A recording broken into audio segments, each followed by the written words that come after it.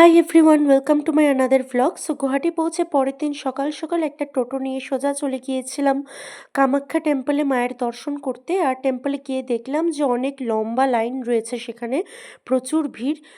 ১ ঘন্টার মতো লাইনে দাঁড়ানোর পর কামাখ্যা টেম্পলের ভেতর মাকে পুজো দিয়ে টেম্পল থেকে বেরিয়ে সোজা আমি চলে যাই নেক্সট পূর্ব তিরুপতি শ্রী বালাজি টেম্পলে। আর এই টেম্পলটাও অনেকটাই বড় আর খুব সুন্দর আর পরিষ্কার পরিচ্ছন্নভাবে সাজানো গোছানো ছিল।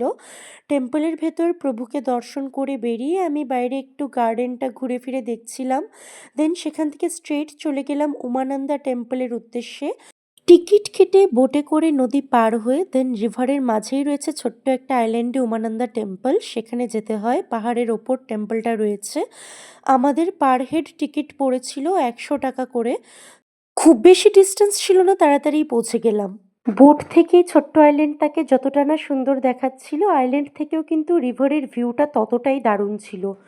সিঁড়ি চড়ে ওপরে উঠে দেখলাম যে এখানেও ছিল খুব লম্বা একটা লাইন। আর গেট দিয়ে টেম্পলে ভেতর ঢুকেও কিন্তু অনেক বড় একটা লাইন ছিল, যেটা একদম মন্দিরের গর্ভগৃহ পর্যন্ত ছিল সেই লাইন। তো সেখানে প্রায় ৩ ঘন্টার মতো লাইনে দাঁড়িয়েছিলাম। দেন সেখান থেকে আবার বোটে করেই ফিরে আসতে হবে আমাদেরকে। তো এখানে বোটে উঠে ওয়েট করছিলাম, কারণ এটা ছিল লাস্ট বোট আর এই বোট সবাইকে নিয়ে তবেই ছাড়বে। তো এখানে আমরা বোটে বসেছিলাম, বাকিদের জন্য ওয়েট করছিলাম। আর বোটের মধ্যে একটা শো চলছিল, একজন গান গাইছিলেন। আর এখানে আমরা দাদার কাছ থেকে নিয়ে নিয়েছিলাম টেস্টি টেস্টি পেয়ারা মাখা। দাদা খুব ভালো করে কিন্তু বানিয়ে দিয়েছিল পেয়ারা মাখাটা।